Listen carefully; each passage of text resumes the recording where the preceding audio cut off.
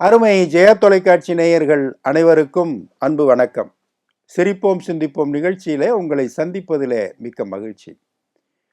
மனுஷன் கஷ்டம் வந்து அனுபவிக்கிறத விட வரப்போற கஷ்டத்தை நினைச்சுக்கிட்டு அவன் படுற கஷ்டம் இருக்கு பாருங்க. அதாவது ஒரு கஷ்டம் வந்துருச்சு அனுபவிக்கிறோம்னா வர்ற கஷ்டத்தை அனுபவிச்சு ஆகணும்.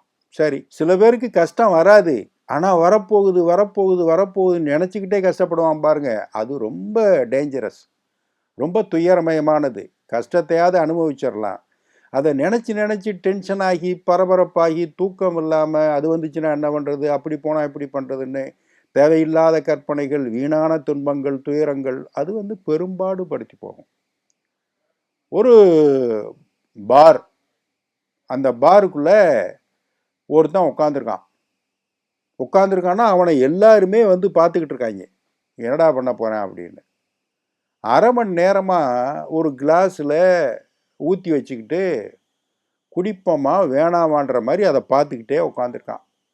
இவன் குடிப்பானா மாட்டானான்னு மற்றவன்லாம் பார்க்குற மாதிரி இவனை பார்த்துக்கிட்டு இருக்காங்க எல்லாரும். அவங்கவங்க வேலையை பார்த்துக்கிட்டு இதையும் பார்க்குறாங்க. அப்படியே பாரே ஸ்தம்பிச்சு போய் நிற்குது. இவன் என்னதான் பண்ண போகிறான் பார்ப்போமே அப்படிங்கிற மாதிரி.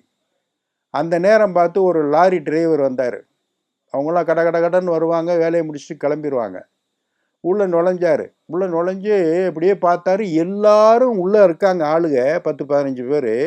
ஆனால் எல்லாரும் இந்த ஒரு ஆளை பார்த்துக்கிட்டே இருக்காங்க, எதுவும் வேலை நடக்கலை. இந்த ஒரு ஆள் என்ன பண்ணுறான், ஒரு கிளாஸில் ஊற்றி வச்சுட்டு உட்காந்துருக்கான், பார்த்துக்கிட்டே இருக்கான். என்ன இது அப்படின்னு. என்னன்னு தெரியலைங்க, அரை மணி நேரமாக அதையே பார்த்துக்கிட்டு உட்காந்துருக்கான் அப்படின்னு ஒருத்தன் சொன்னான். இந்த லாரி டிரைவர் நேராக போனார், இவன் பக்கத்தில் நின்னார், அந்த கிளாஸை தூக்குனார்.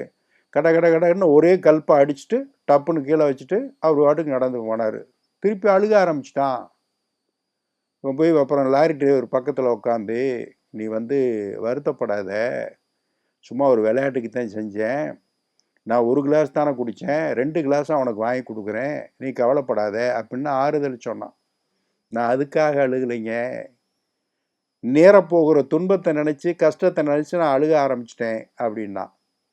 ஏண்டா இது வரைக்கும் நீ அழுகாமத்தானடா உட்காந்து. ஆமாம், அரை மணி நேரமாக அந்த கிளாஸை பார்த்துக்கிட்டே இருந்தேன், உள்ளே இருக்க சரகை பார்த்துக்கிட்டே இருந்தேன், அதனால் அழுக வரல. இப்போ நீங்கள் டப்புன்னு வாங்கி குடித்தோடனே, எடுத்து குடித்தோடனே எனக்கு அழுக வருது அப்படின்னு. அதை தான் வாங்கி தரேன்னு சொல்லியிருக்கேன்டா, உனக்கு 1க்கு 2 வாங்கி தரேனே அப்படின்னு டிரைவர் சொல்கிறார். விஷயம் அது இல்லை. இன்னைக்கு காலையில் தூங்கி எந்திரிச்சேன், அப்போ இருந்து ஆரம்பிக்குது எனக்கு பரபரப்பு, டென்ஷன். லேட்டாக எந்திரிச்சதுனால பரபரப்புன்னு சாப்பிடாம கூட குளிச்சு முழுகிட்டு வேகமாக கிளம்பி ஆஃபீஸுக்கு போனேன். ஆஃபீஸுக்கு லேட்டாக போனதுனால அங்கே இருக்கிற மேனேஜர் கூப்பிட்டு என்னை திட்டி விட்டார், கண்டமணிக்கு திட்டினார். ஆஃபீஸுக்கு இப்படி தான் வர்றதா, இப்படி லேட்டாக வர்றதான்னு திட்டினார். என்னடா வீட்லேயும் லேட்டாக எழுந்திரிச்சோம், வீட்லேயும் சாப்பிடல, இங்கே வந்தால் இவர் வரவேற்பார்னு பார்த்தா இவரும் திட்டுறாருன்னு சொல்லிட்டு கோவத்தில் ஆஃபீஸை விட்டு வெளியே வந்துட்டேன். வீட்டுக்கு போய் கார் எடுத்துக்கிட்டு நேராக தண்ணியை போட்டு நிம்மதியாக இருப்போம்ட்டு நான் பாட்டு கிளம்புனேன். வீட்டுக்கு வந்து பார்த்தா என் வீட்டுக்காரம்மா கதவை பூட்டிட்டு அவங்க அங்கேயே போயிட்டாங்க. அப்புறம் என்ன பண்ணுறது, ஒரு டாக்ஸியை பிடிச்சிட்டு இங்கே வந்தேன். இங்கே வந்து உக்காந்தேன். காலையிலேருந்து வெறும் தோல்விகளாக இருக்குது, பூரா லேட்டாக இருக்குது, எதிர்பார்த்தது எதுவும் நடக்கலையேன்னு சொல்லிட்டு ஒரு கிளாஸில் மதுவை ஊற்றிட்டு அதில் வந்து விஷத்தையும் ஊற்றிட்டேன். இனிமேல் உயிர் வாழ்கிறதுல பிரயோஜனம் இல்லைன்னு ஊற்றி வச்சுட்டேன். விஷங்கலந்த அந்த மதுவை குடிக்கிறதா வேணாமான்னு அரை மணி நேரமாக எனக்குள்ள மனசில் போராட்டம். குடித்தோம்னா என்ன ஆகும், குடிக்கலைன்னா என்ன ஆகும்னு பெரிய பட்டிமன்றமே உள்ளே நடந்துக்கிட்டு இருந்துச்சு. இந்த நேரம் பார்த்து நீங்கள் வந்து படக்குன்னு எடுத்து அதை குடிச்சிட்டிங்க.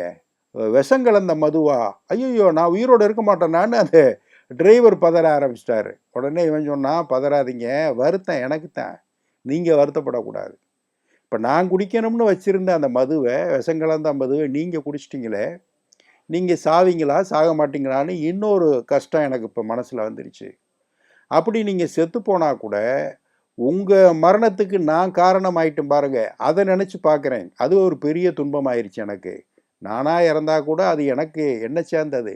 ஆனால் இன்னொருத்தர் மரணத்துக்கு நம்ம காரணமாக போகிறோமே, காலையிலேருந்து இவ்வளவு துன்பம் நடக்குதுன்னு நினச்சேன்னா, இதெல்லாம் யோசிக்க எனக்கு அப்படியே அழுக பொத்துக்கிட்டே வருது.